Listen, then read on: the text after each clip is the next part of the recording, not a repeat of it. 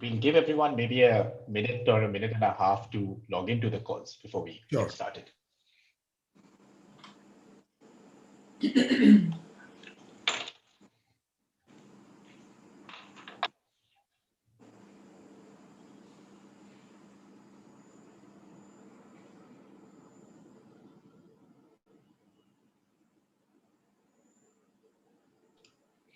Good evening to those logging in. We'll just give it another minute or two for everyone to come onto the call before we get started. Thank you.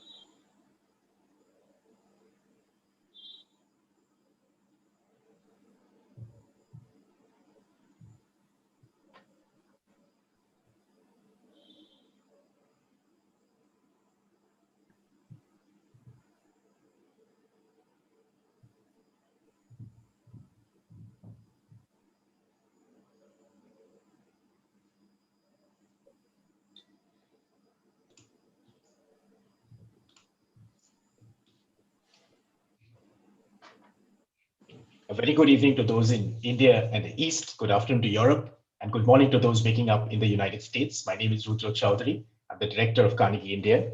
It gives me great pleasure in welcoming you to the 12th India and the World webinar. Unsurprisingly, this very special webinar is on the ongoing elections in the United States, and more importantly, its effects on the US-India relationship. Newspapers are full of commentary on the present and the future of the ever-strengthening ties between the US and India. Yesterday, on 27 October, the two sides completed yet another 2+2 meeting between the Indian External Affairs Minister and Defense Minister on the one side, and the US Secretaries of State and Defense on the other. The timing surprised some, coming right at the heels of what is certain to be an unusually polarized election in the United States. Yet, the long history of this unique relationship is dotted with examples of down-to-the-wire signatures. Perhaps the present state of relations is only symptomatic of the evolution of this partnership. It was only in the early 1950s that President Dwight Eisenhower would refer to Indians as funny people who made peculiar life choices, according to he. Kennedy saw in India, and in particular in Jawaharlal Nehru, a nation destined to shape the future of Asia. In his first encounter with the Prime Minister, he was disappointed, to say the least, with both the idea and reality of an Indian Prime Minister who he found difficult and unusually cussed. This, however, did not affect strengthening defense ties, especially in the aftermath of the 1962 Sino-Indian War. Lyndon Johnson vacated America's role as an arbiter in subcontinental matters. Nixon clearly misread the extent to which atrocities in what was then East Pakistan would exercise Indira Gandhi. Reagan and Rajiv Gandhi switched gear from the past and sought to design a future anchored by deeper scientific and technological cooperation. Narasimha Rao in the early 1990s not only liberalized India, but perhaps as importantly, liberalized the relationship with the United States. Atal Bihari Vajpayee continued down this path, but the transformation, if one can call it that, took place as an unusual but durable friendship grew between George W. Bush and Manmohan Singh. That this transformation has received further bilateral definition under Prime Minister Modi and President Trump is undeniable. Whoever the next US president is, there's little doubt that in one form or the other, America's relationship with India will both endure and continue to deepen. The question, however, is what exactly will be the key characteristics of such diplomatic resilience? If President Trump is re-elected, how will sharpening transactionalism further affect India's choices? If Joe Biden, the popular choice, at least as far as the polls are concerned, triumphs, how will his administration's focus on multilateralism and the project for the reinvention of American foreign policy shape India's future? To discuss these questions and a lot more, we are joined by two exceptional guests, Tellis and Suhasini Haidar. Ashley Tellis holds the Tata Chair for Strategic Studies and is a senior fellow at the Carnegie Endowment for International Peace in Washington, D.C. He specializes in international security and US foreign and defense policy with a special focus on Asia and the Indian subcontinent.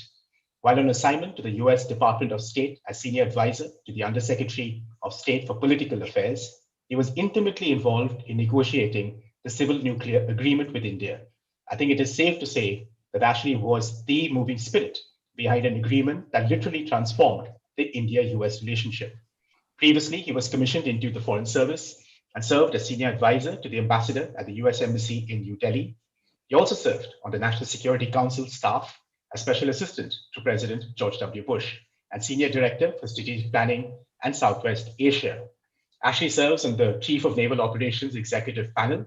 He earned his PhD in political science from the University of Chicago, holds an MA in political science from the University of Chicago, and both B and MA degrees in economics from the University of Bombay. Suhasini Haidar is the national editor and diplomatic affairs editor of The Hindu, one of India's oldest and most respected national dailies. Prior to this, Suhasini was foreign affairs editor and the primetime anchor for one of India's, I should say, India's only show on international affairs known as Worldview with Suhasini Haidar. She served as a correspondent for CNN International's New Delhi bureau before that. In 2015, Suhasini was the recipient of the Prem Bhatia Award, a prestigious honor in Indian print journalism, and has been widely recognized for her work in television broadcasting. Over the course of the 20-year reporting career, Suhasini has covered the most challenging stories and conflicts from diverse regions, including Pakistan, Sri Lanka, Libya, Lebanon, and Syria. In India, she has covered the foreign affairs beat for over a decade, and her domestic assignments include political profiles and in-depth reportage from conflict zones, including Kashmir. It would be no exaggeration to say that Suhasini is one of India's best and most read journalists and writers. She earned a bachelor's from Lady Shri Ram College in Delhi, master's in broadcast journalism from Boston University's College of Communication. Before I turn to our guests, a few housekeeping points. We have over 350 people who have registered for this webinar, either on Zoom or on YouTube Live. Hence, it will be difficult to take voice questions. For those of you who are on Zoom, if you do have questions, please do add them in the chat box and I'll relay them to the panel. Similarly, for those tuning in on YouTube, please add your questions to the comments and we will relay them to the panel and to our special guests in real time.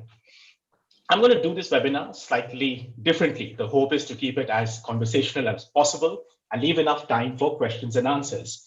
I've divided the webinar into 3 segments. And before we kind of dive into the elections and its effects on the US-India relationship, I thought it might be worth spending a little bit of time on broader foreign policy architectures under the Trump administration. So my first question to you, Ashley, is actually how do you read the Trump administration's foreign and defense policy record in the first term? The general consensus seems to be that the administration has been something of a global disruptor. Trump's America has achieved little internationally, seems to be the common argument, and in fact left the world truly in disarray. In fact, only this morning I was reading a piece by Elliot Cohen from Johns Hopkins, who's got a very powerful critique in foreign affairs, where he argues very clearly. He says, if the Trump administration were re-elected, it would signal to others that Washington has given up its aspirations for global leadership and abandoned any notion of moral purpose on the international stage. Ashley, how do you react to this? I think Elliot is broadly right, and I share that conviction that if you look at the foreign policy space in particular, the biggest tragedy of the last 4 years has been the unwillingness of the United States to play the leadership role that others have gotten accustomed to, and more importantly, which is in America's own national interest. Since the end of the Second World War, the US built an international system, not simply as an act of magnanimity or as an act of altruism, but primarily to protect its own self-interests. And by walking away from upholding that system in the last 4 years, I fear that the president has actually done some damage that is significant to America's long-term prospects. Having said that, however, I want to flag 2 other elements that often get lost. He has made one important transformational change, and that is he has brought to an end the ambiguity that has characterized US foreign policy in the last 2 decades with respect to China. He's called China out for what it is, which is a systemic rival of the United States and possibly a strategic competitor. And I think that is an important shift because others were struggling with trying to figure out what China means to us, and Trump has at least provided that clarity. You asked me also about defense policy, and I would say that the defense policy transitions are actually more favorable and potentially will be significant as time goes by. And in defense policy, I want to flag two elements which I think are worth paying attention to. His focus on creating the Indo-Pacific as a strategic construct, I think will outlast his administration because it actually meets the necessities of the day. And two, his tasking to the US Defense Department to really focus on the challenges of great power conflict, as opposed to fighting bushfire wars in marginal areas of the world for US interests. This is not a policy shift that is borne fruit immediately because it is a multi-decade effort, but he has set us upon this course. And I think that is a significant achievement. So, Asin, if I just turn to you and ask you the same question from an Indian vantage point. 4 years into this administration, or almost 4 years, what is the world that the Trump administration has left for India? Because India's had to, like many other countries across the world, you had to hedge, you've had to pivot, you've had to figure out what exactly coding and decoding the Trump administration's foreign policy has meant. What's the world which is the world that India lives in at the moment? To start with, Rudra, and thank you so much for having me on. It's a privilege to be here with you and Ashley in particular, just, at such an important time. The truth is that in the large scheme of things for India, this pivot, this what Ashley calls bringing clarity, has actually been a positive thing. Because sometimes it is not so easy to deal with a US foreign policy that is basically telling you a little bit of this and on the other hand that, and if you could do this, then we could do this. Here you have someone who is giving you complete clarity. On China, he's giving you complete clarity, and Mr. Pompeo's visit has left no one in any doubt about where the US stands when it comes to India versus China. On Pakistan, the US has been tougher, and I think Mr. Trump is right when he says it. He has stopped arms sales as well as funding for Pakistan. He has actually, his administration has actually gone the whole hog when it comes to the FATF. It's not for the first time. The Obama administration also had got Pakistan on the gray list from 2012 to 2015. But I will say that the kind of actions they have extracted from Pakistan in the last few years are really unprecedented. I don't know if they lead to actual change internally. We have had clarity, if you like, on how Mr. Trump feels on a number of issues, like trade, for example. He actually went ahead and withdrew India's GSP status, something we've had since the 1970s. So he was making it very clear where he stood. I think the point you made about India having to pivot and turn around on its multilateral diplomacy is much more serious.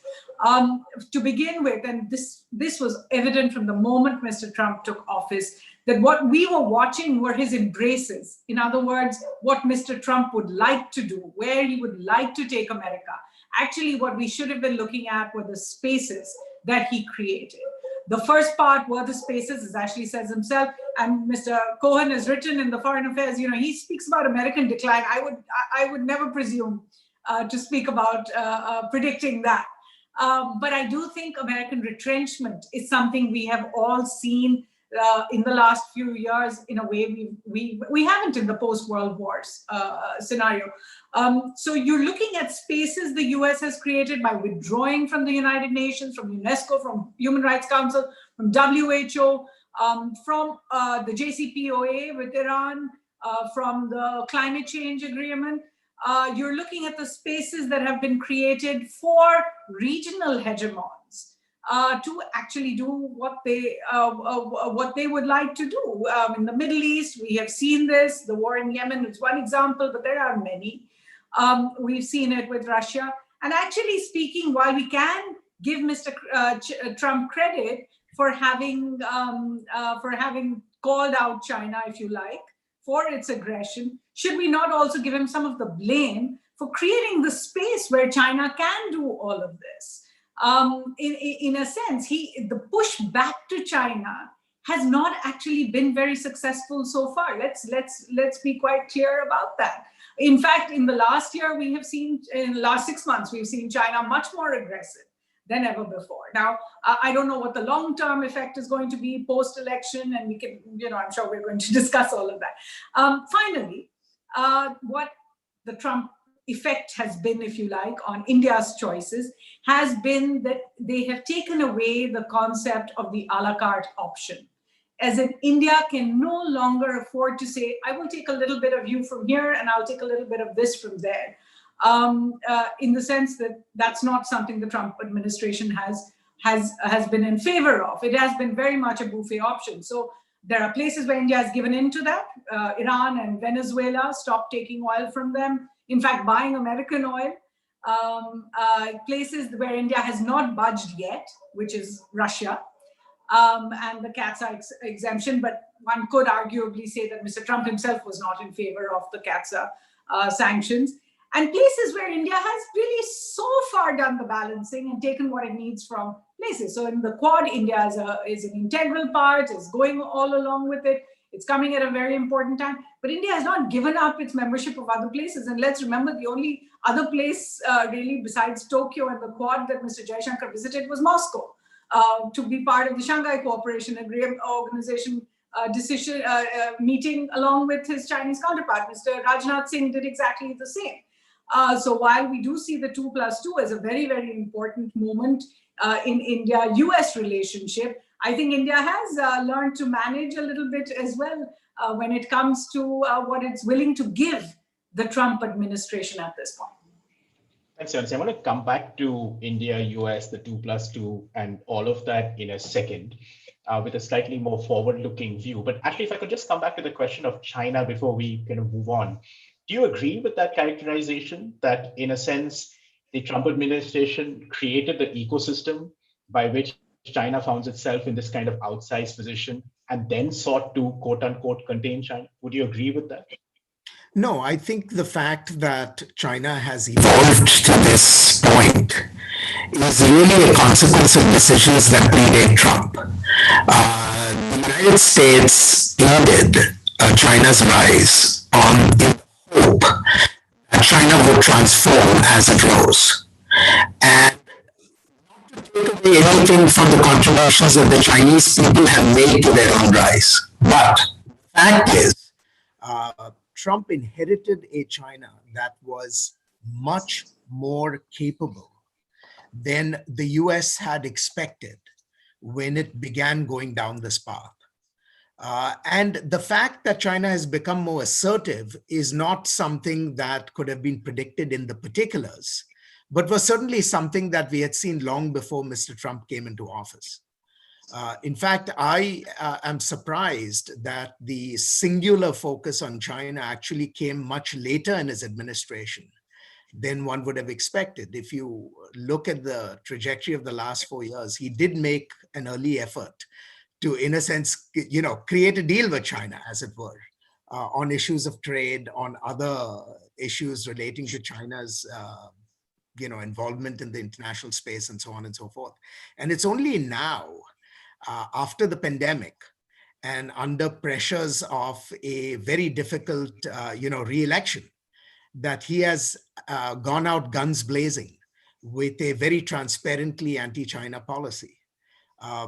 So I think there were factors that predated him that brought him to this pass, and he has simply responded, as any politician would be, to the incentives of the moment. Actually, do you think there's something similar in the way leader-led diplomacy worked itself out between India and China, separately between the US and China, in terms of Trump and Xi Jinping and Prime Minister Modi and Xi Jinping? I think that's an interesting set of parallels there, because both sides attempted to sort of seek the low-cost option. That is, they attempted to invest in a personal relationship with their opposite numbers, in the hope of bringing some balance to what is a very complicated and often contestational relationship. And in both cases, it failed. And in the case of India and China, it of course failed spectacularly because or at least ended up with, open, transparent Chinese aggression against India. But you're right, the parallels are actually quite fascinating. And if we go to another dynamic in terms of leader-led processes, is many have tried to decode the Trump-Modi relationship. How do you actually characterize it? Well, I think it was a conscious attempt on the part of Prime Minister Modi to disarm Trump. And I think he succeeded. I think it is actually something that he does not receive sufficient credit for, because if they did not have that personal relationship, I think India would have been at the receiving end of a much more muscular American policy than it would have liked. And for me, the simple, proof of the case is actually on trade, where after all is said and done, the United States has treated India far more gently than it has treated its own allies on issues relating to trade. And even though Trump had plentiful opportunities to sort of train his guns on India and make life really difficult, other than the removal of GSP, he did not do very much in terms of penalizing India for what he thought, was a closed economic policy. And I think that is truly a tribute to the way that Prime Minister Modi was able to sort of deflect, Trump's worst instincts. So, given the investment that was made to Trump in trying to understand his approach to life, and clearly Prime Minister Modi seems to have found some kind of common electricity with this very unpredictable American leader. If Biden were to win the election, and at the moment, the polls at least seem to suggest that he's got a good lead, about 8.5% in the last FT aggregated poll. Now, polls can't be trusted, but that seems to be the trend. What are the first few shocks for India, Ashley? Or are there any? I think it seems likely that Biden is going to win this election, at least if you believe all the polling, right, both at the national and the state level. But for me, the problem is not going to be the shocks that come from the United States, because I think when Biden sort of gets into office in January, he's going to face an enormous set of challenges within the United States itself. Overcoming the consequences of managing the pandemic, stimulating economic growth, rebuilding the relationships with the allies, trying to figure out how to facilitate the U.S. in its multilateral sort of commitments. These are huge challenges that will have to be addressed. So I would wager that, U.S.-India relations, however important they are in absolute terms, don't rise in priority in comparison to those other challenges that a President Biden is going to have to face. And so when we get to US-India relations, I actually think the trajectory is broadly positive. There are issues that will have to be dealt with, but I don't think this is going to be the first order of business for the incoming administration if it is democratic. So Suhasini, you followed this track for over 20 years. You've seen various elections turn out in the United States, and I'm guessing that all those elections are quite unusual to the one that we're going to see next week.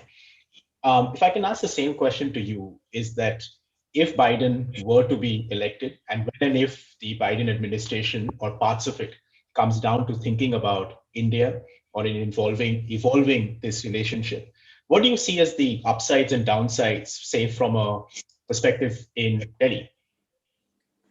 It's interesting, Rudra, because we are at a position in October 2020 where we were in October 2016, in a sense. In 2016, India had invested so much in the Obama administration and in its relationship with the US vis-a-vis his advisors, including, of course, Hillary Clinton, who was the candidate. It seemed as if, this was the known sort of entity, and Hillary Clinton coming to power would be a lot easier. Trump was an unknown quantity, and it is no secret today that we spent a good part of a few months trying to find ins into the Trump campaign once he had actually been declared. So I think in a strange way, having done this for 4 years and now having invested so much in Mr. Trump, again, the government is in that position where it would be a lot more comfortable if you were dealing with some continuity in the United States. But in fact, it is not something that they look at with trepidation if Mr. Biden, for example, were to come to power. And I think, in that sense, there isn't a sense of, real fear in the Indian establishment. I think they want to make the point that this is an institutionalized relationship. One of the messages that went out from the 2+2, although I was amongst those who have already committed myself in black and white to say that you don't really need to invite someone from an administration who might be outgoing. In any case, none of the assurances they give you hold water for could hold water for another week, for more than another week. And then even if you have the same administration come back, you would still need to get reaffirmations of everything we've heard in Delhi in the last 2 days. But having said that, one of the messages that does go out is that this is a relationship that traverses elections. And in that sense, I think, there is a sense that, yes, Trump would be a comfortable bet. But on the other hand, a Biden win is something India knows how they will proceed with. And I'll say there are 4 areas where we are looking for change or not. One is the strategic area. How will a Biden administration tackle China? Will they be as tough on the front foot as, I should say more than Mr. Trump, Mr. Pompeo has been? Because in this region, it's Mr. Pompeo's words that have been much, much stronger. And where a Biden administration would be with Pakistan and Afghanistan, another area where, we haven't spoken, but Mr. Trump's clarity on what they were doing with Afghanistan may not have been popular in India, but at least it is clarity. Is the Biden administration, which has a backlog with these issues, Mr. Biden, in fact, in the early 2010s, I think, had a very strong belief in the American pullout. He had a lot of run-ins with the government in Kabul. He has been given Pakistan's highest civilian honor. There is backlog over here.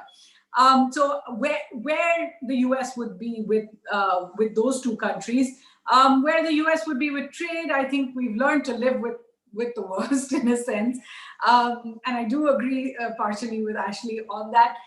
Where Mr. Biden would be on political issues is obviously the concern at present, because Mr. Trump has simply not cared. It's not just that the Democrats have made a lot of noises when it comes to Kashmir, when it comes to human rights violation allegations, when it comes to what they see as discrimination. It is that Mr. Trump, to be honest, has not spoken about it a lot. He came to Delhi in the middle of a communal riot. There were fires burning not 10 kilometers from where Mr. Trump was, and he really said nothing. So in that sense, they may not get the same kind of, sort of reaction from a Democratic administration, and that's something they have to deal with. We are living at a time where the personalities do matter.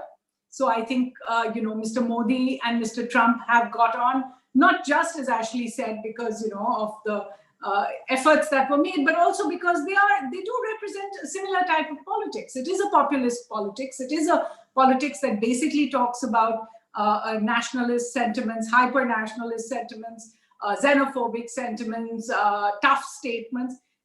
There is a reason why that chemistry worked, whether it was in Houston where they stood together and a few months later in Ahmedabad. So I think that obviously there is a comfort level there, but I don't doubt for a minute that a Biden administration would also be something we would deal with. And I'm sure that's what our embassy is already working on. Ashley, you've often emphasized the fact that no matter what, there's a strategic arc to this relationship that will one way or the other sustain itself. There are just too many administrative, strategic challenges, and there's too much resilience that's been invested into this. Having said that, and just to pick on a couple of points that Suhasini made, the Biden campaign has been quite open about talking about a convention of democracies. They've talked about the G20. In sort of reinventing or recreating that familiar line that the world was exposed to between roughly 1945 and say 2016. So that's the line that sees the creation of international institutions, norm-based multilateralism, truly rule-based kind of system. How much of the Biden administration rekindles the idea of, say, the Jimmy Carter moment back in the day, of which is, with first time rights was actually placed in a domestic campaign in the United States, and then for one reason or the other exported outside of its border. Do you see that as the approach, or do you see quote unquote realpolitik kicking in at some point in the early part of 2021? Well, I don't see the two as being in opposition. I don't see an American recommitment to multilateral institutions and even democracy promotion as being at odds with what realpolitik demands. Because if you think that the biggest challenge is going to come from authoritarian regimes, and I think the challenge from China and to a lesser degree Russia is not going away, then I think the logic of working with both multilateral institutions on one hand and with other democracies is actually quite unassailable. And you don't need an ideological explanation from that. You can draw those conclusions purely on the basis of national interest. I don't think the the Biden administration will overinvest in sort of new ideas like the Community of Democracies or the D10, which have been floated around, because there are existing institutions that allow us to do that already. And it's simply a question of reanimating those institutions. But remember what I said earlier, which for me is really the bigger issue. The US has such enormous challenges at home today that everything is going to be worked through within the prism of managing those domestic challenges. And I think certainly for the first 6 months, if not the whole of the first year of the new administration, there will be an enormous distraction imposed on them by the challenges at home. And of course, the foreign policy establishment will do what the foreign policy establishment does.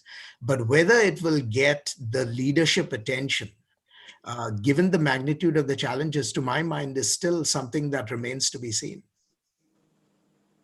Actually, I'm just going to hark back to different periods. So Hasni talked about individuals, leadership, personalities.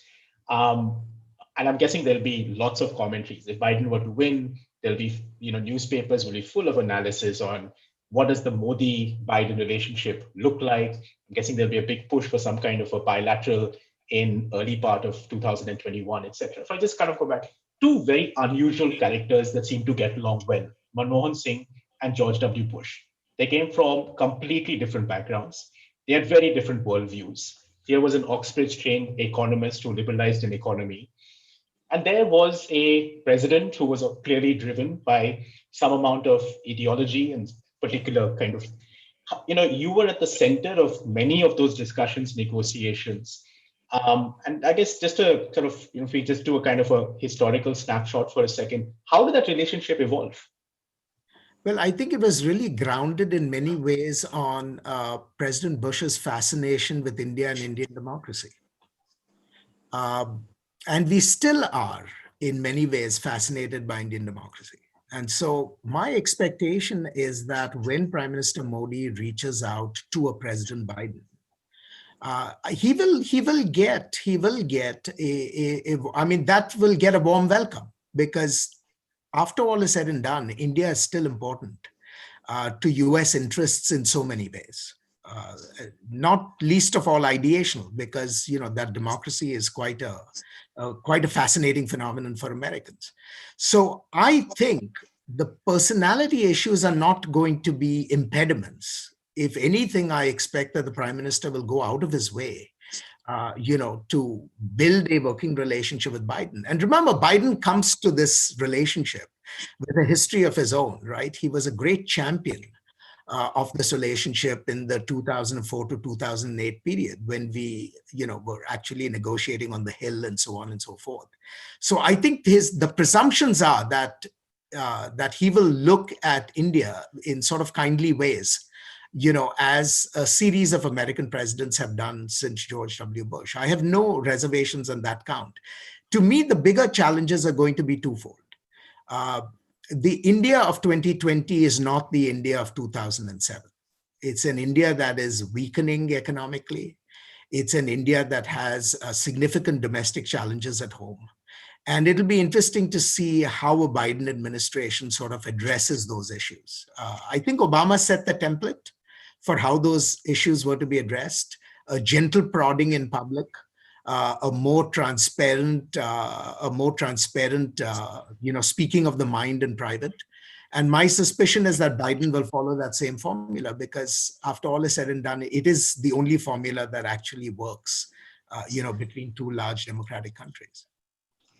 Listening to this, you don't actually hear much of downsides, right? I mean, it just seems to be very much that the strategic architecture is just simply so strong, so invested, that the shocks will be absorbed quite easily, or if not easily, but at least in time, to be, in terms of looking to the future, right? Which is kind of goes against the grain of a lot of the analysis and commentary at the moment, which is more personality driven. So Suhasini, if I just switch that around, if Trump were to re-elect it, what would a Trump 2.0 relationship kind of look like to you? Would it just be more of the same? Or would outside assertiveness with regards to China and other key questions in foreign policy really kind of put India on the spot? So how would that work out? Well, I think Trump 2.0 will be more of the same in terms of its unpredictability. I mean, the thing that India has, if you ask me, managed well, has been Mr. Trump's ability to wake up in the morning and have one idea and then go to bed with another idea, and to tweet in between about all the ideas that he has had, whether it was on North Korea, whether it was in China and all the rest. So I think in terms of that, India has done well by just completely ignoring what Mr. Trump says, that could in the old days have been real irritants, whether it was on trade, whether it was his characterization of India in very, very pejorative terms, whether it was his mimicry of Prime Minister Modi during a phone conversation. These are things that India has just literally brushed aside and said, we're dealing with the US over here. So I think that sense of unpredictability will be something India will be able to take in its stride, even in a Trump 2.0. I think, as I said earlier, that the important things are going to be: where does the next administration go on China? Where does the next administration go on Pakistan? And then where it will go on the other issues that do matter to India. I think it's fairly set that on the strategic sphere, when it comes to cooperation, India and the US have an understanding. And that is an understanding that is fairly, it's built on a strong firmament, and it has grown year on year since 2000, since when Ashley was spearheading, in a sense, and really bringing together the relationship. So I think that is something that is now more or less decided, regardless of who does come to power. The last thing I think where they do have to think about when there is a Trump, if there is another Trump presidency, is what the lasting damage the US's faces, as I said, the retrenchment of the United States is doing to the multilateral order. Mr. Jaishankar said a few weeks ago, just when we needed multilateralism the most, that's when the multilateral order seems to be failing us. And I think that's very well put, because the truth is that when the world, in a crisis like the coronavirus pandemic, when the world looked around for leadership, okay, so we didn't get that leadership from China, where the virus is believed to have come from. We didn't get a heads up from China. We did not find out how best to tackle this virus. And instead, we've actually had a series of aggressive actions from China. So no leadership over there, and no leadership from the United States either, neither by personal example, where the US, I'm sorry to say, does not seem to have come across as having managed the crisis very well on its own, its healthcare, as well as the resources it has provided its citizens, but also what it has done for the rest of the world when it comes to the pandemic. Now we are moving into the next phase, where while we are still grappling with the pandemic, we will be grappling much more with the economic impact of the pandemic. And to have the US again, be AWOL, if you like, at that time will be extremely dangerous for the world. And I think that's where not just India, but a lot of countries are looking more closely.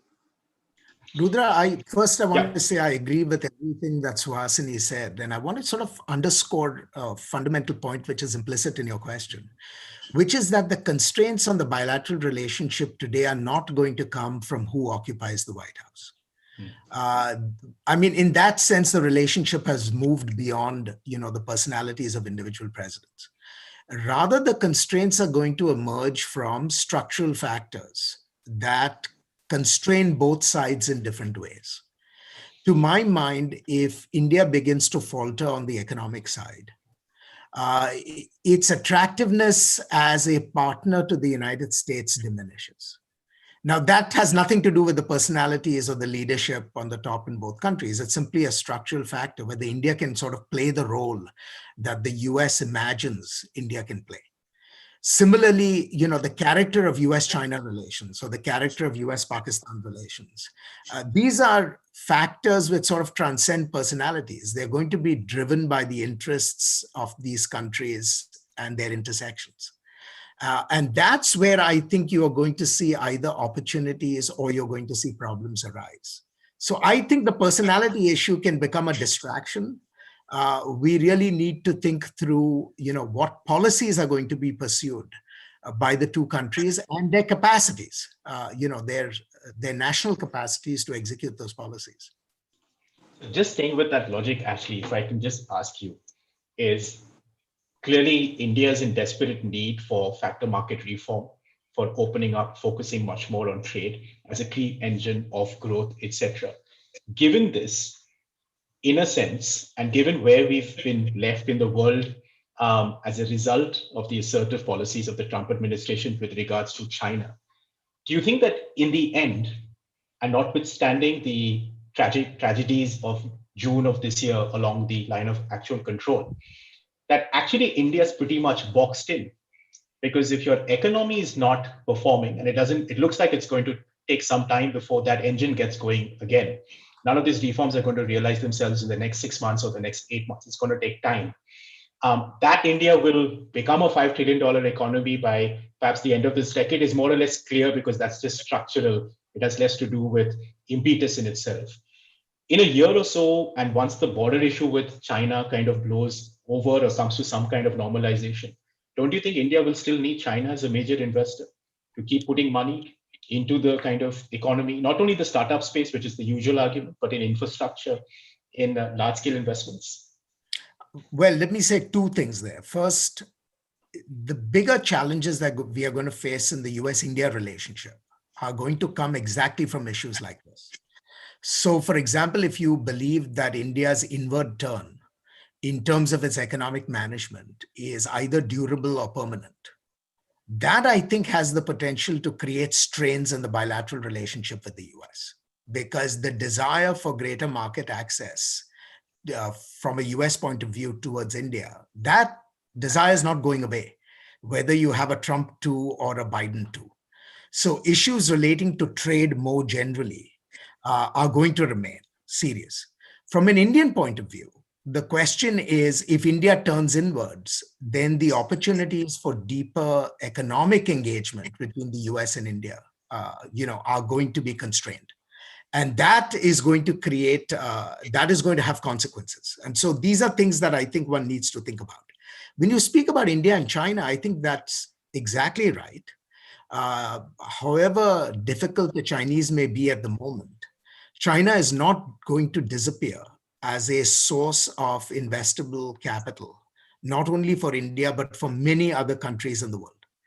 And I think the Indian government, if you see their management of the crisis so far, they have been very careful, even despite the loss of Indian lives for the first time in many decades, not to adopt a stridently anti-China policy. In fact, I find it very interesting when I compare Secretary Pompeo's remarks about China with Minister Jaishankar's comments about China. Minister Jaishankar, who represents a country that is victimized by Chinese aggression, has a much more placid attitude when he talks about China than Secretary Pompeo does. And I think that is precisely the calculation in India, that they want to resolve the crisis, but they want to do it in a way that does not simply shut the door on having some sort of a productive relationship with China for two reasons. Because China is next door, they simply can't forget that fact. And two, because China is going to remain a very important player in the international system with resources that India will need. Sasi, do you agree with that basic characterization? Before I sort of move on, I know we're sticking to China for a bit over here, but do you think at some level, I'm guessing that the Indian side is also hedging their bets and trying to figure out what a US administration and what their kind of approach to China will be? It seems clear, but yet it's misty in terms of the road that Biden will take? Or do you think that's a basic decision in India taken for primarily self-interest to say is that let's just see if we can work this out diplomatically, hopefully over the next 3 to 6 months. And if it does, then try to return to some kind of a relationship with China, although it will never be business as usual. Ashley has actually just seen through a lot of this with his normal acuity. So I don't actually need to add, because I agree with this point, which is that we are not seeing the government actually take a stand that it cannot move back from if it were to enter into some kind of an agreement with China when it comes to the line of actual control. Every official statement has been very, very carefully chosen to not give the impression that India is either unnecessarily raising the stakes on a possible conflict with China, or to give the impression that India is raising the Chinese issue at other locations. It might be very convenient that Mr. Pompeo shows up in Tokyo and says perhaps what Indian officials are feeling inside, or he comes to Delhi and says, that we are here to counter the Chinese Communist Party and to deal with its coercion and to deal with everything else they say. But there is a conspicuous silence on the Indian side when it comes to making any of these statements. Secondly, when it comes to actually tackling the issue, we saw Prime Minister Modi go to the line of actual control some months ago and make a statement there. We've seen the situation, develop when it was the soldiers killed in Galwan as well. But it has not been raised in the same way that perhaps we would have if, I'm sorry to make the comparison, but if it was a situation with Pakistan, even in the state elections, when Prime Minister Modi referred to the soldiers that died in Galwan, he did not refer to China. So I think there is a really concerted effort not to let things get out of hand. There is also, I might add, and Rudra, you're a student of this, you've written about it. There is a desire not to fall into what is called in South Bloc corridors the Nehru trap, which is to find India in a position, particularly in the year of a pandemic, particularly as our economy is plummeting, to find India in a position where it has no choice but to go into a conflict. And I've heard this more than once now being said in amongst people in the establishment, that we do not want to fall into this kind of, or be cornered into a situation where we have no choice but to go to war. So therefore, and Ashley is absolutely right, there is a desire, not just from the point of view of India's bilateral ties with China, because who knows when those can be picked up and taken back to that place we were just a year ago, when Prime Minister Modi and President Xi Jinping were in Mahabalipuram, staring at a rock together. I don't know whether we'll ever go back to that situation, but the truth is that for the moment, the idea is very clear. We are not going to let this escalate to our own detriment. Got it. Okay, I'll move on now to the questions, and we have many potent questions. But just on that one, Suhasini, and the argument is for another day. I'm not sure the historical characterization of the Nehru trap is exactly correct. At least that would be my view. But we can always come back to those arguments another day. Yeah. So, actually, the first question, unsurprisingly, I have is on Kashmir. In 2008, if I remember correctly, President Obama gave an interview to Time magazine where I think in passing, he just happened to mention that, yes, at some point we should look into the Kashmir issue, and maybe it would be a good idea for some kind of a special envoy. This got a lot of play in the United States as Bruce Riedel and others wrote up a white paper in the early part of the Obama administration. If Biden wins, is how worried should India be, or how much of an issue is Kashmir going to be? And I completely take your argument that the Biden administration is going to have to think of 100 other things before it gets to India and any of these issues. But that notwithstanding, where does Kashmir stand in this equation? Nowhere. I mean, it may sound disappointing to some, but the fact of the matter is, I think after so many decades of engaging in the subcontinent, there is a clear conviction that it is not in our interest for us to get involved in any public discussions on Kashmir. To the degree that there is a discussion about Kashmir at all, it would have to be about Indian domestic management of the problem. And that is a conversation, if it is to be had, will be held privately. It will not be a public conversation. And I think no one is going to get involved in public discussions about Kashmir or any attempts to mediate between India and Pakistan, and even worse propositions, talking to India about other things. So Suhasini, just very quickly on that, I've read at least 3 articles in the last 2 days which evoke the Robin Raphael episodes of the early 1990s, right? So clearly in India, there is this view among some that a democratic administration committed to the restoration of democracy, committed to a rights-based approach to domestic as well as foreign policy, Kashmir somehow is going to become an issue.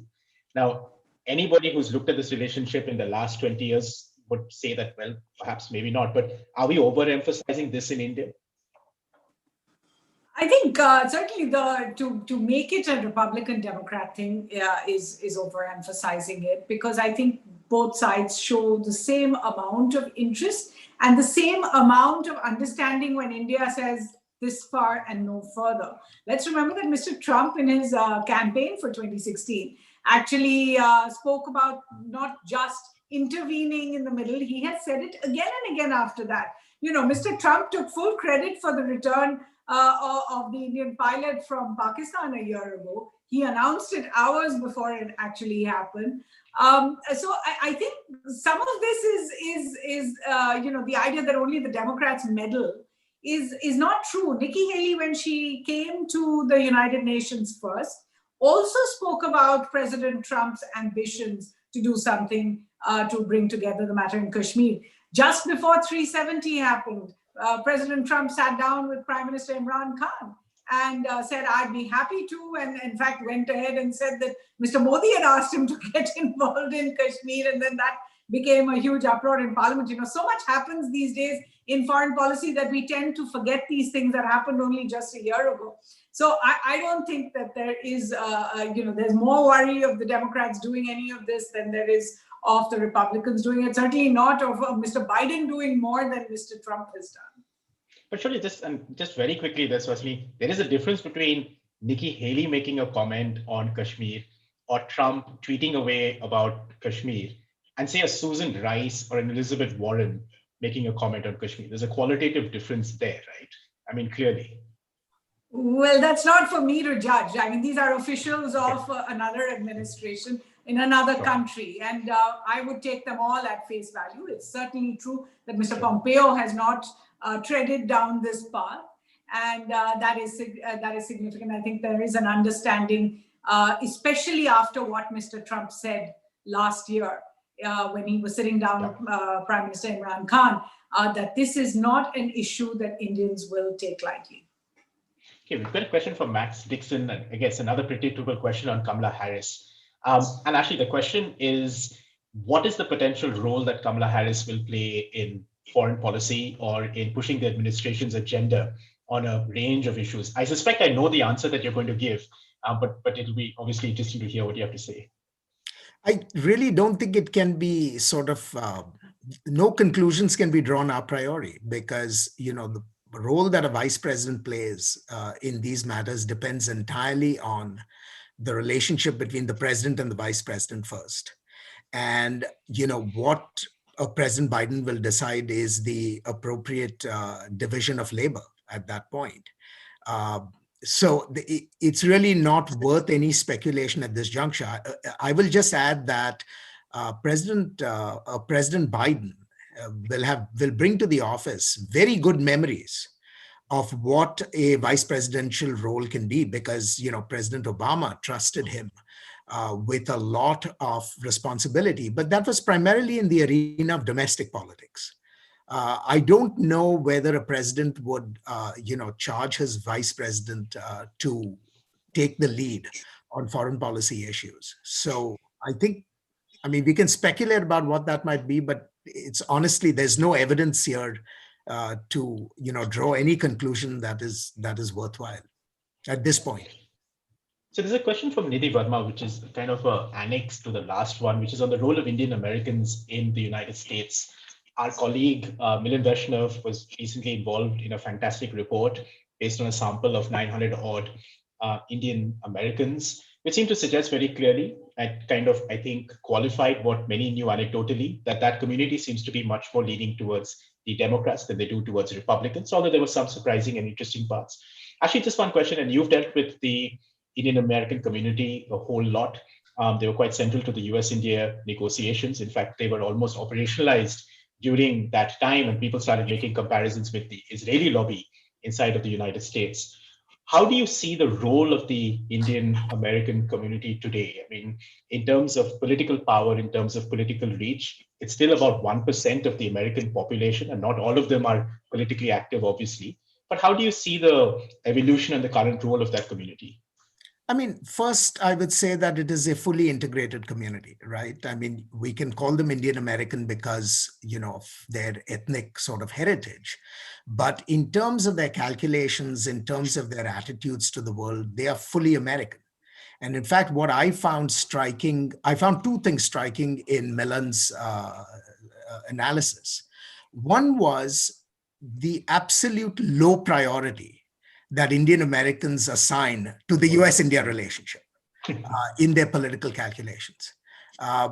It was not surprising to me, because I think that's the way most Americans would think about the problem, right? And so just because you happen to be of Indian heritage, shouldn't change that basic calculus.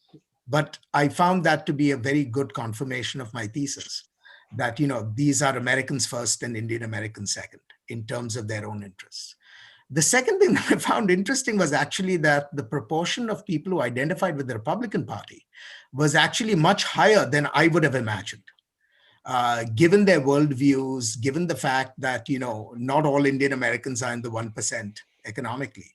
The fact that you still have some 20 odd percent of Indian Americans identifying with the Republican Party was, I thought, striking. So where does all this lead us? I would offer three propositions. One, they are fully integrated into, American society. Two, they have become active politically at all levels. And so you can see it not just simply in national politics, you can see it in state level politics, in local politics, and so on and so forth. And again, this is testament to their integration in society.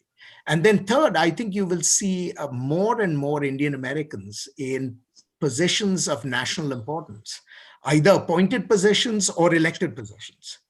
But, and that'll be a source of great pride to India, and it should be. I have no difficulties with that. But I don't think one should imagine that that prominence is going to translate into anything fundamental in the US-India relationship. Because as I mentioned, integration means that you think about these issues as Americans first. And to the degree that India matters, it just falls into a hierarchy of interests, not necessarily at the top. Suhasini, ask your question is, for long, those in India and in government have argued that at some level we should operationalize the diaspora communities living in different parts of the world, especially the US, more recently perhaps in the UK, etc. But it just reminds me of, say, Stephen Walt and Mersheimer wrote this great book on the Israeli lobby, which brought out very clearly the fact that sometimes the diaspora community in time and as it self-identifies with a particular set of values, totally outgrows those values, whether they're political, based on foreign policy, or economic, of their home country. Now, there's a significant difference between the two, between Israel and the Indian community in America. But is that something that we should worry about? Because whether you look at the UK today, or especially in the United States, and I think a lot of this has come to the fore primarily because of Kamala Harris, is this a healthy thing to be able to operationalize these diasporas, which at some level will have their own views of life? I think you're asking a very, very important question, because I think when Ashley says that the Indian American community has completely assimilated and think as Americans, that we often make the mistake of thinking that by operationalizing them as a lobby or as a political group, that's actually going to be to India's benefit. There are any amount of studies to say that one of the reasons why other diasporas, and I'm not going to name any of them, but why other diasporas with very strong lobbies for their countries may have worked tactically, but the amount of goodwill that Indian Americans have, and I shouldn't say Indian Americans, the Indian diaspora has across the world, is because of their ability to assimilate, to not have divided loyalties. And this does become an issue more and more. In the UK election, for example, it threatened to split the UK into the diaspora of Indian origin and the diaspora of Pakistani origin. No government, no foreign government is going to appreciate that. The second is that there is a diasporic dividend that over time begins to dissipate when the diaspora actually becomes more and more successful, moves up a political ladder, because then they have their own concerns, and you have to be able to separate yourself from those. While I completely understand the Indian push for, better treatment of Indian Americans, I think there are a lot of lines that get crossed. There was a point where External Affairs Minister, the former one, Sushma Swaraj, actually addressed the U.S. government over the killing of an Indian American who was an American citizen born and brought up. And I think we have to start thinking about where those lines actually do get crossed. And my final point here is the belief in our system that if somebody is of Indian origin, then that's actually something that's going to be a benefit for the government is not always true. In fact, Indian Americans, the Indian diaspora has a higher expectation, has a higher standard of what they expect from India, because they see India as this liberal, pluralistic, democratic country. And anything short of that is actually something that they are more critical of, if you ask me. Let's remember when the Houston rally happened, for example, there are, I think, 4 congressmen and women of Indian origin, of which only 1 actually attended. And we have to think about things like that. Then if the greatest criticism to India came from Pramila Jayapal, who our External Affairs Minister refused to meet and refused to attend a meeting with, or Kamala Harris's comments, we've heard from others like Ro Khanna as well, then we must also appreciate that the Indian diaspora who is going up the political ladder is going to have views of their own, and they perhaps are going to expect more of India than people who don't know India so well. So it's a double-edged sword. And I think there have to be more strict guidelines. And there are actually now, we see more and more strict guidelines. We saw the BJP foreign policy cell head actually write to the overseas friends of the BJP and say that please do not participate in this election in any official capacity. Whatever you do is on your own private time. So I think there is a realization that, mobilizing, if you like, the diaspora in a political way in another country can have its own repercussions. There's a question on sort of looking at the transition. If Biden were to win, and you're somebody who's witnessed these transitions for more than 20 years now, this is as politically acrimonious as it gets between the two parties in the United States. On key issues around, say, the Indo-Pacific or the Quad, or large defense and security related policies, do you see more or less a smooth transition, or do you see a difference in taking these forward? I think there will be much greater continuity than there will be differences. To me, the big question going forward on the broad security space are 2.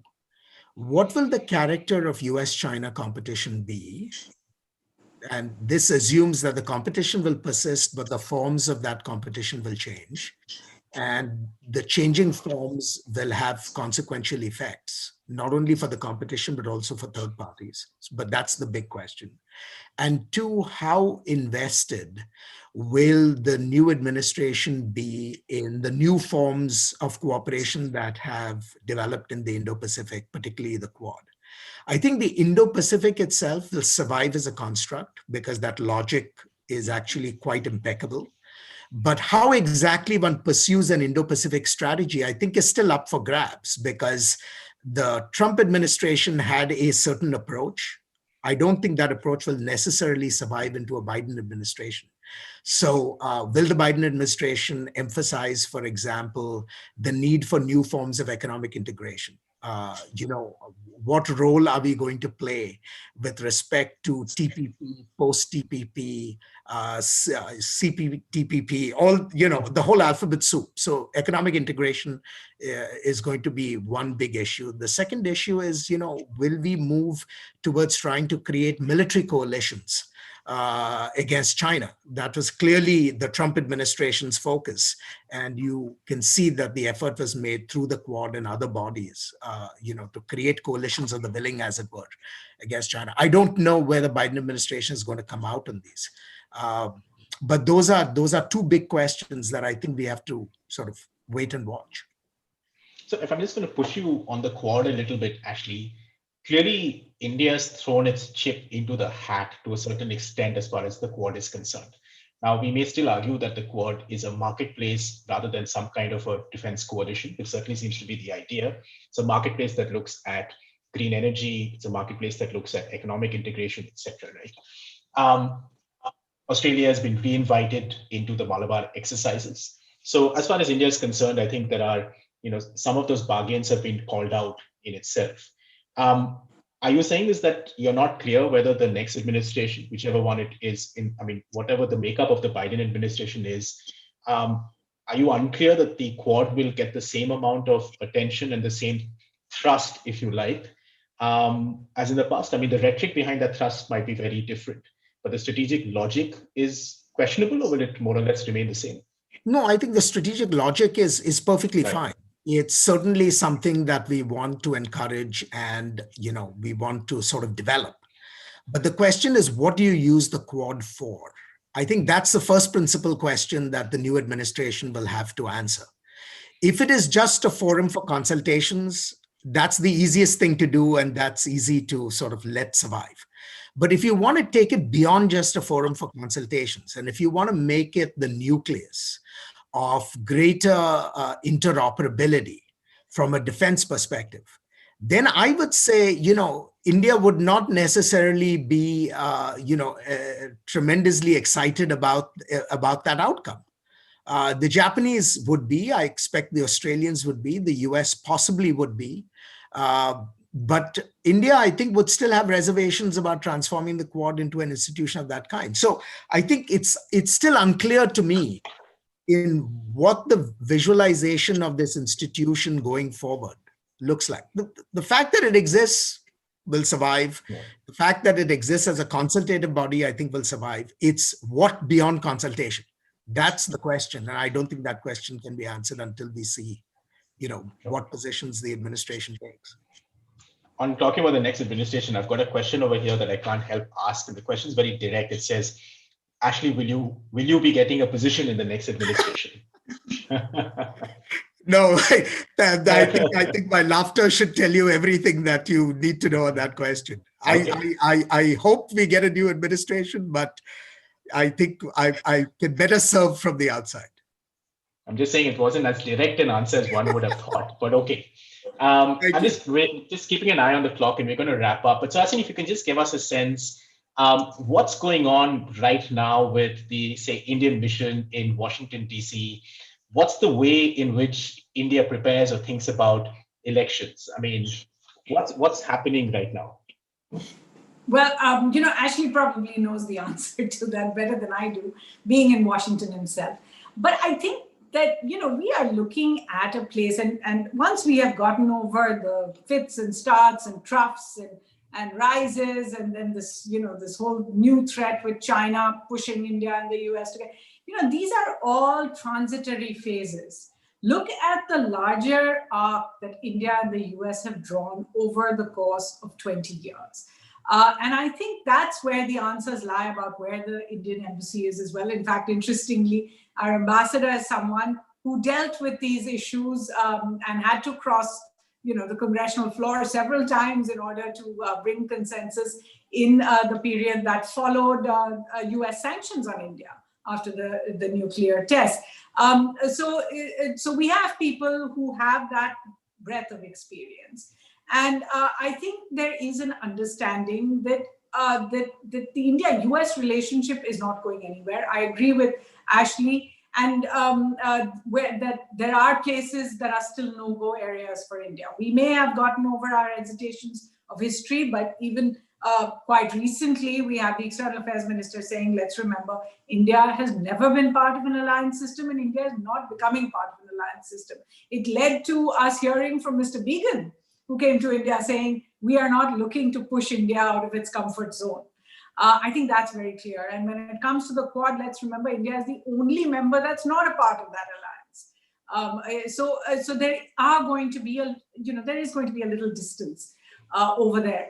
But when it comes to the other places where you want to realize the promise of countries that have often been described, but were first described 20 years ago, as natural allies, as natural partners, if you like, I think you are seeing India and the US realize that goal. There will be issues, there will be places. Ashley has himself written, and I know that you took quite a lot of troll heat, if you like, making the point that if India chooses to dilute its own liberalism, then you might find those in the West, and particularly in the United States, who hold these values dear, a little less excited about India at that point. So we will have these periods. India is not so excited about a lot of the unilateralism that the Trump administration has signified.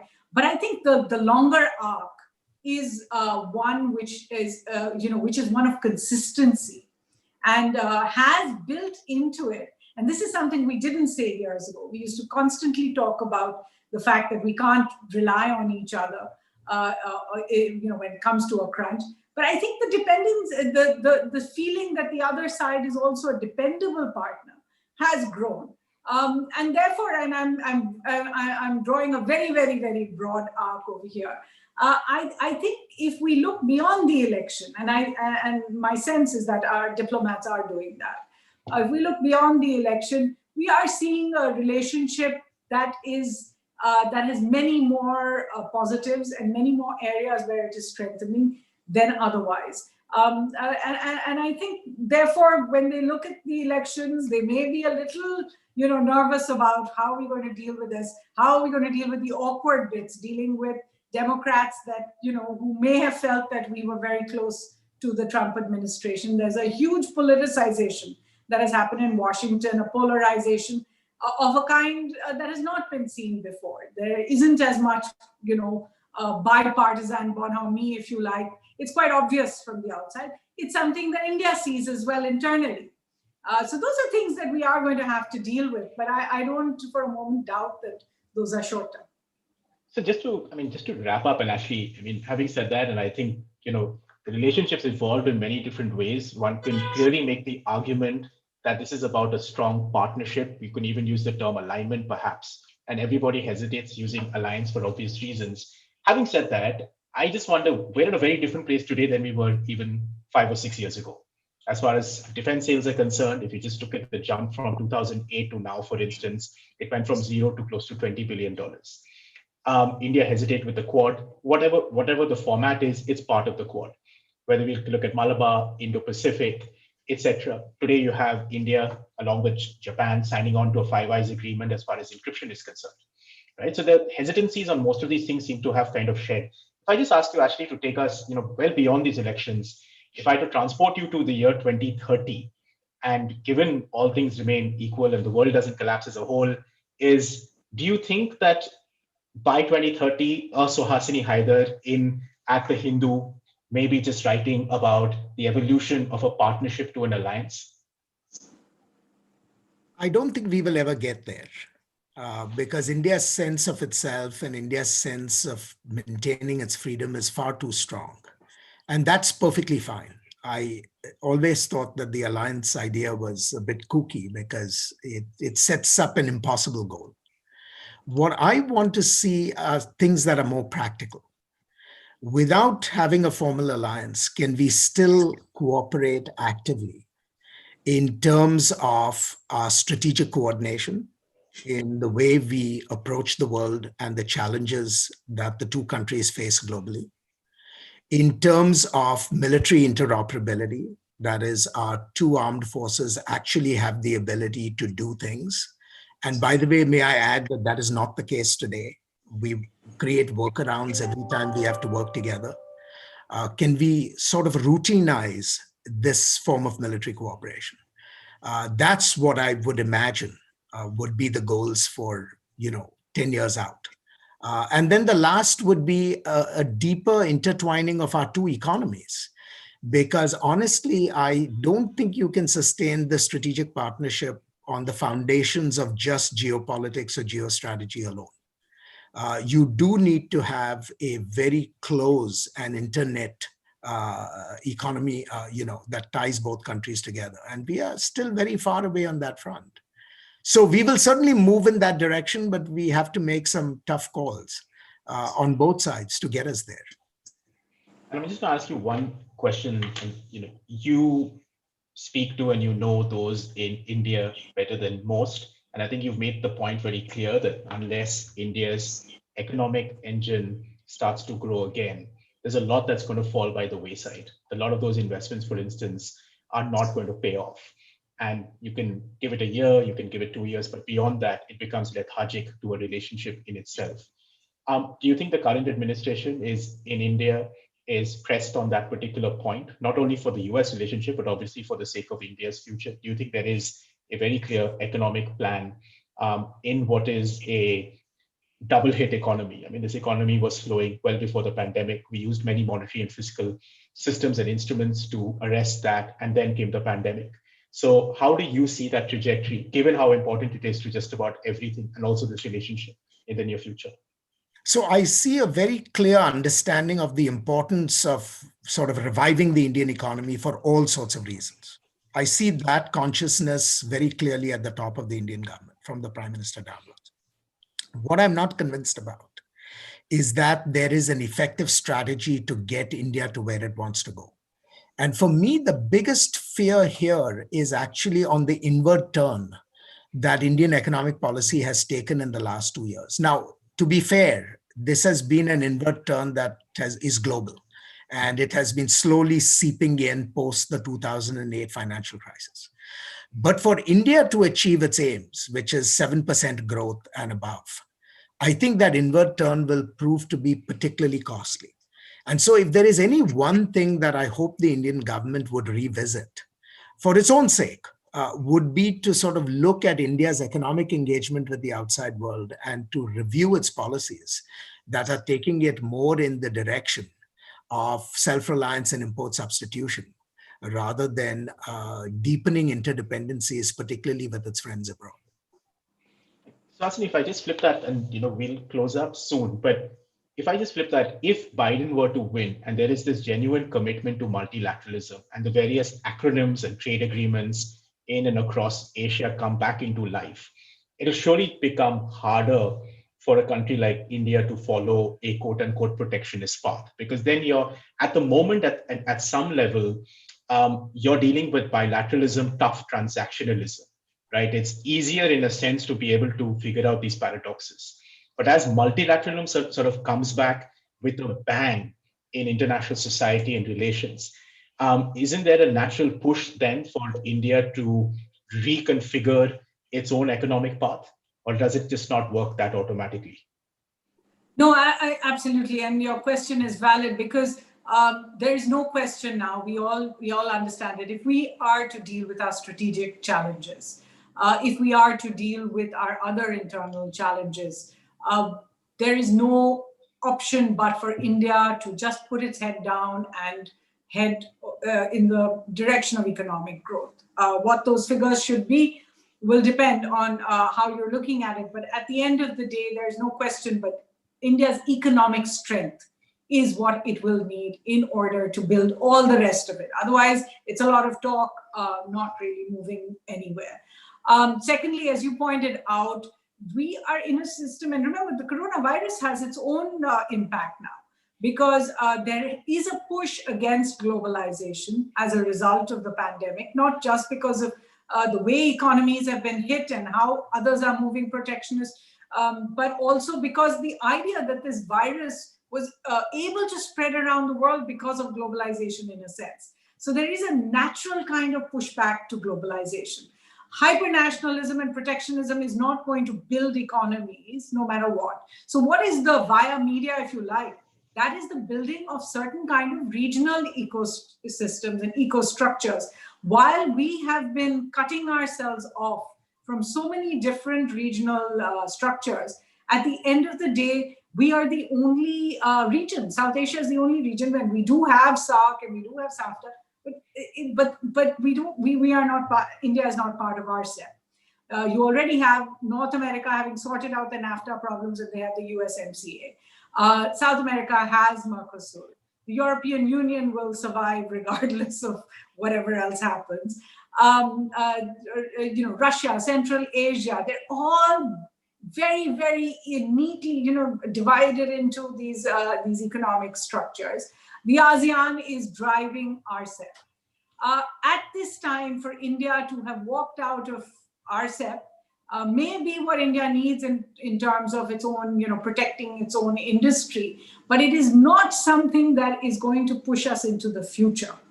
And so as a result, I do have to unfortunately, agree that we are not going to be able to build India and talk about India at the world stage unless we are going to open up our economy much more. Over the last few years, the consistent demand from, and now I'm just talking about anecdotal evidence of people coming to India, wanting to invest in India, has been very specifically, that they find India is still a very closed door. We can move up all kinds of rankings and work out the ways of being better on the ease of doing business ranking.